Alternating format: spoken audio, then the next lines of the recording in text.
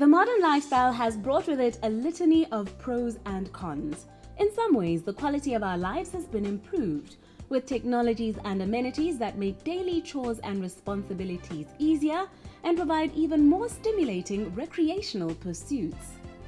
On the other hand, we are consistently reminded that social ties have been weakened through our obsession with electronic over face-to-face interactions and a pervasive culture of busyness. There is also the increasing burden of lifestyle diseases as a result of our more sedentary lifestyles and the consumption of highly processed foods that we no longer have to grow for ourselves.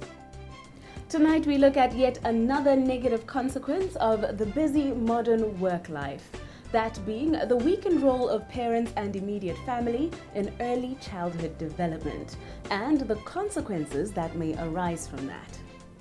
It used to be that if the parents of a child worked long hours and were unable to give a child the adequate care and attention that they needed, the child would be entrusted to its grandparents, people well versed in the raising of a child. Nowadays, the urban family entrusts a lot of their household responsibilities to complete strangers in the form of domestic helpers. And often, the cheaper the help, the better, with no terms of reference or clue as to a person's capabilities. This is often not the preferred choice, but simply a matter of urban pressures and circumstance. The modern-day parent now has to contend with the fact that long days and energy expended in trying to provide for a child needs to be balanced with providing the requisite amount of quality care and attention for that same child. Our guests this evening remind us of the importance of having either an attentive or experienced person to look after a young child, especially when it comes to identifying developmental problems at a time when more can be done to rectify them. Welcome back to First Issues as we speak to the founders of newly opened Blossoming Child Center, Maleshane Mauto, who is a behavior analyst, and Lulu Tlale, who is a developmental psychologist, addressing some of the more common challenges and frustrations faced by overworked parents in an increasingly urbanized age. The first things that suffers obviously is the parent-child relationship, right? Because with parents spending so much time at work and after work functions, sometimes coming home when kids are asleep, they don't really spend as much time with their children. They then don't know the personalities of their children. So what happens there, disciplining a child can become a bit of an issue because, parents are not aware of what happens during the day, and they tend to either over-discipline or under-discipline. Because you don't spend enough time with your kids, you might not have as much patience as you would just because you don't understand who they are. And with the over-discipline coming in from, just the stress of having had a long day and having to deal with this child who's not as tired as you are. Yes, who's not as tired as you are, and more importantly, who's hungry for your attention, and you're not able to give them that. Mm-hmm. In addition to not spending enough time with their parents, also don't spend enough time with each other. Mm-hmm. So children don't play as much as they used to. And play, for children, is work. It's through play that they understand social rules. So one of the things you'll find with that is kids not socially adept. That's a major thing that we tend to see. And the other thing that you'll find is that a lot of the times the children have problems at school because they don't have somebody there who might necessarily kind of ask them to sit down and do their work when they get home, to do a little bit of studying, because the parent is not there. So they will usually have problems with their academics. They'll have problems at school with behavior issues. The behavior issues arise from the fact that the parents, because of our changing world, sometimes are finding it difficult to just parent. Because there's just so many different influences. How our parents raised us is a lot more different from how we have to adapt to it, and our kids also have to adapt to it. So our kids end up having challenging behaviors only because their parents, there's a problem there with parents not knowing exactly how to discipline the child, not knowing how to structure their child's day, that there needs to be certain routines and structures so that your child is better able to navigate this really confusing world. You mentioned that parents shouldn't under or over discipline their children, but how do you distinguish between the two? By under disciplining, I meant, where they do something or they exhibit a certain behavior that you don't want out of them, and you just ignore it, So you keep ignoring and ignoring and ignoring. And a lot of parents do that because what they consider discipline might be using a belt. So of course you can't always be pulling out the belt or be hitting your child all the time, So you ignore, and the child is thinking, okay, so this must be okay because I'm not getting any reaction here. And then one day you snap because you're remembering that this has been happening every day for 2 months. But for the child, every day is a new day, So you snap and then you might hit. With the over-disciplining, some parents discipline for the smallest things, if a child does something small, you sit down and you explain to them why you don't want them doing that. What we need to remember is that children, they have brains, they think, and they're absorbing everything that's happening around them. They're absorbing all of that. And so we need to remember that talking to a child and just explaining why a behavior is not acceptable. They understand that. Even a 2-year-old knows if you say, that's why a lot of kids, their first words are no, eh. They understand that.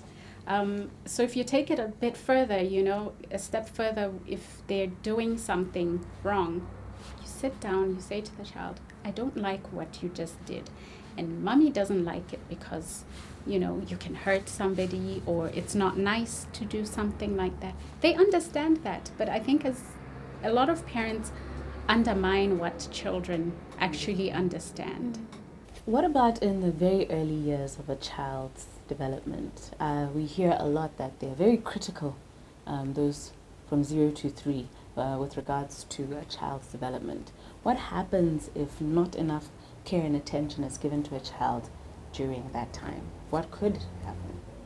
What usually happens is that the child doesn't meet their milestones. So basically between 0 and 6 years old, between 2 years old and 6 years old, that's the optimal time where children learn the most. They learn the most words, they learn the most in terms of their social skills, in terms of their pre-academic skills, play skills, leisure skills. And if they don't have the right kind of stimulation, what happens is that they miss their milestones, and then you have later on you have issues where they start to struggle at school. They start to struggle in terms of social skills, making friends, maintaining friends. And when they get older and they become teenagers, some of those things then come off as really major behaviors where they then start to dabble around in drugs and alcohol. When a child is small, that child has to play. They need to be outside playing in the dirt, climbing trees, getting a lot of that physical activity, developing their muscles. And if they don't develop some of those muscles, or they don't go through certain stages of development, then you'll have those problems of just developmental delay. Yeah. Every age, it's like every age bracket, so to say. There's certain, developmentally, there's certain milestones that, they kind of need to take. And if the environment is not stimulating enough for them, what happens is that a lot of kids will miss some milestones in there and then jump to, from 4 to 5, having missed a certain milestone. And so at age 5, they're kind of trying to catch up with those who have achieved those milestones, and as they move to age 6 and they're now in formal schooling, that's when parents a lot of times are alerted to behavior and academic problems. But these are things that don't necessarily suddenly happen at that age. It was coming along all along, but because most parents wouldn't know what to look out for, they tend to miss those things. And unfortunately, the child is the one that ends up suffering.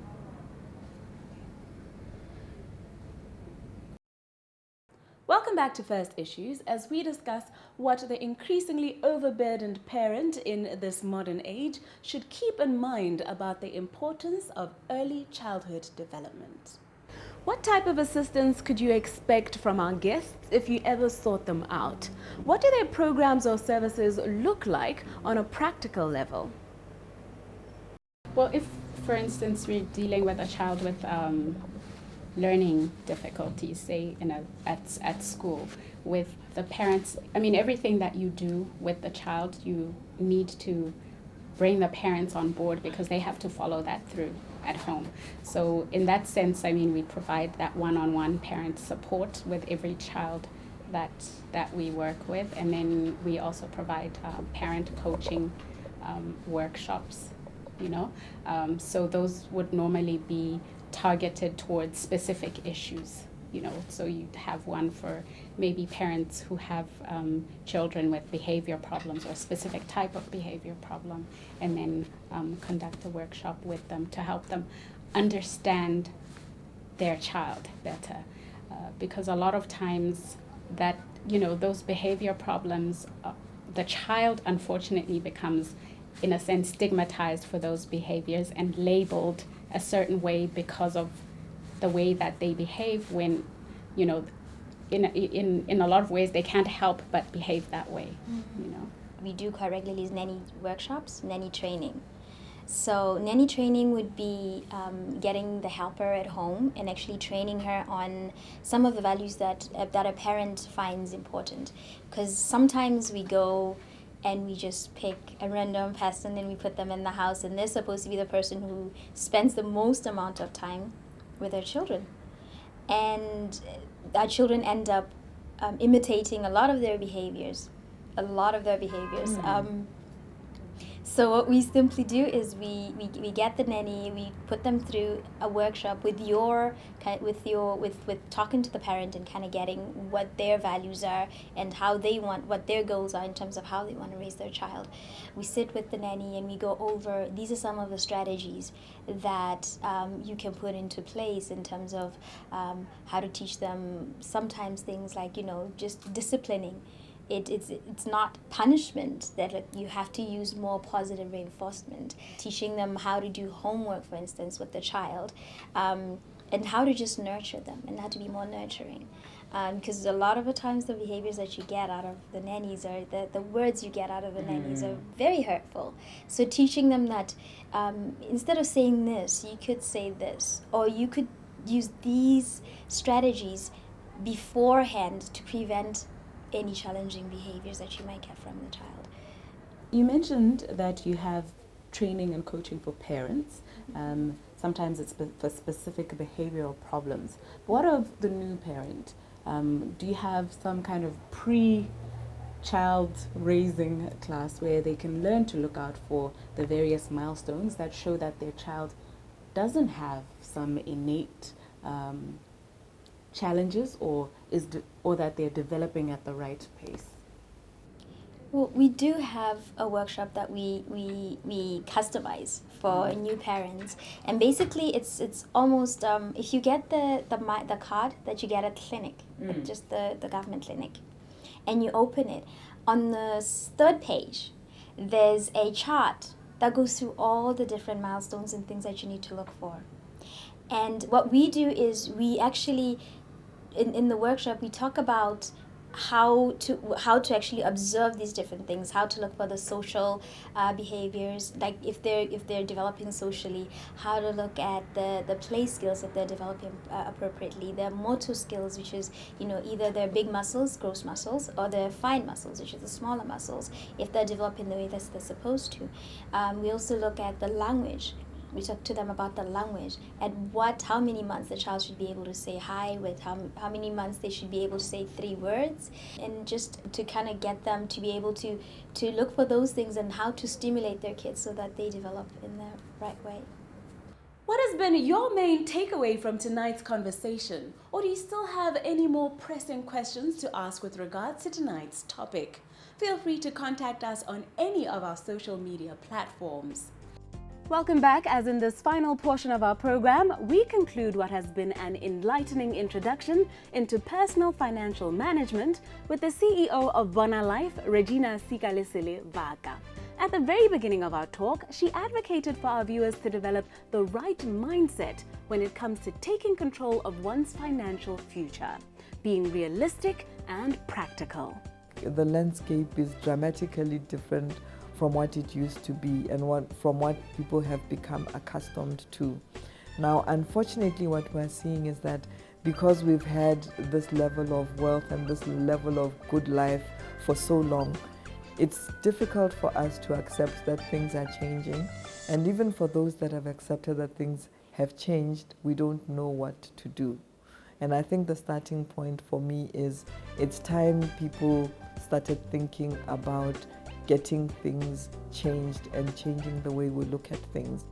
Last week, she went a step further and advised us on the fundamental set of financial products we should all be conversant in, especially in these volatile economic times. By this evening, we trust that most, if not all of you, are now inspired to implement better money management practices going into the new year.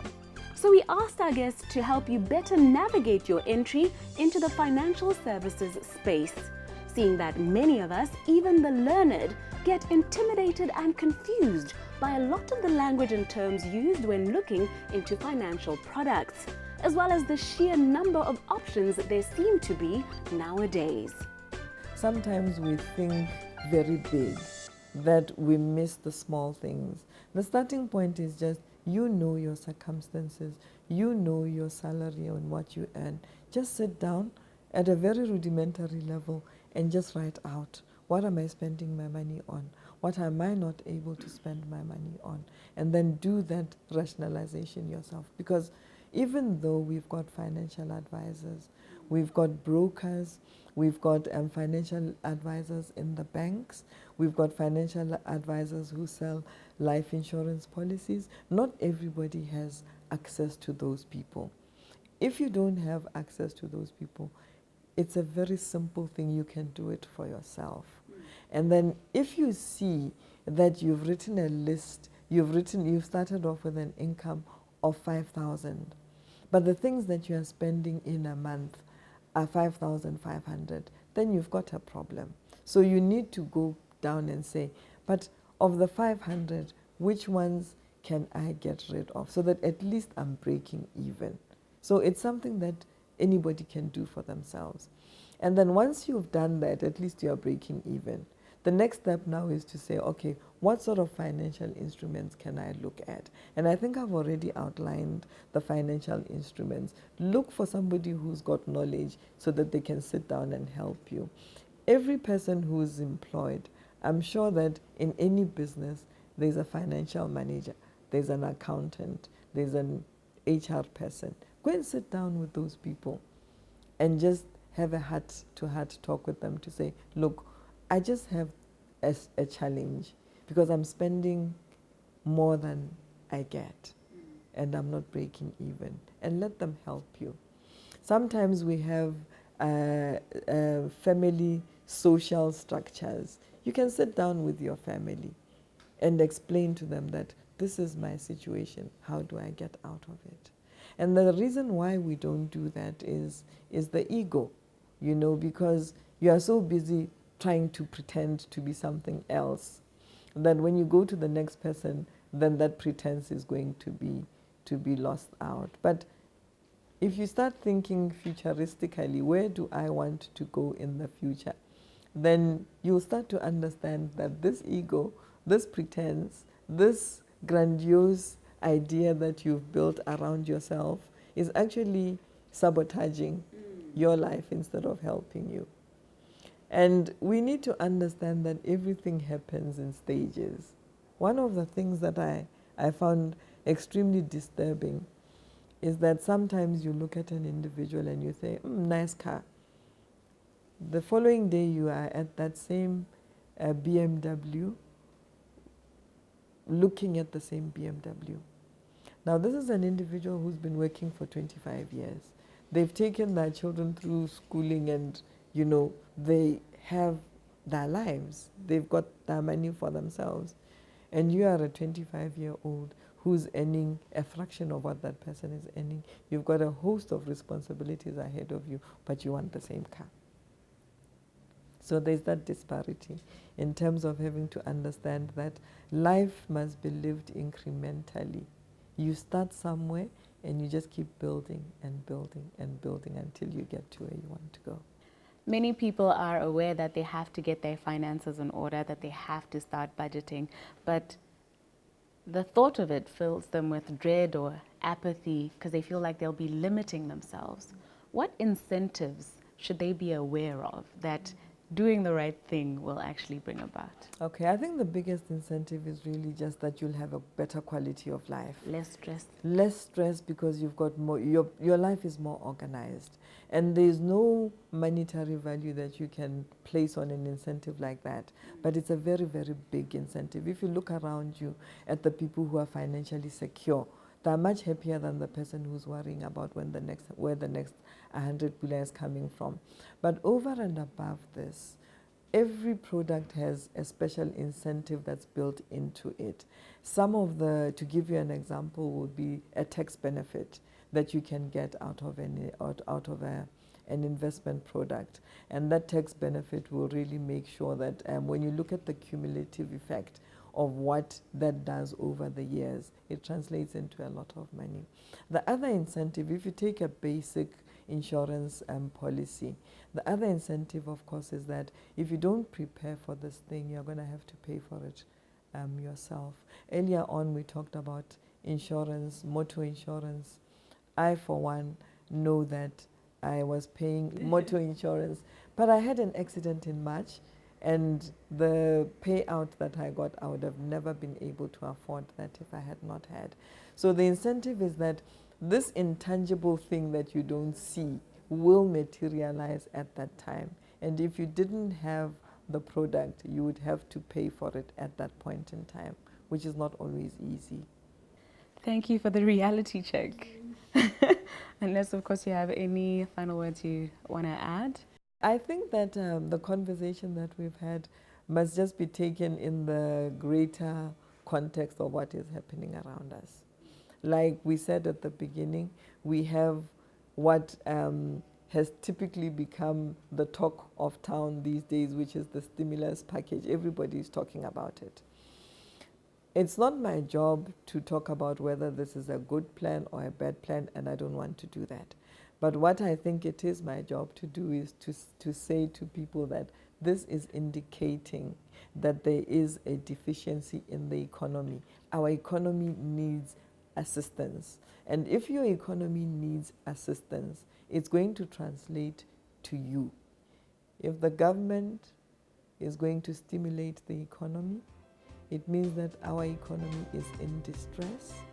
If my economy is in distress, if I'm not already in distress, I am going to be in distress. What do I do for myself?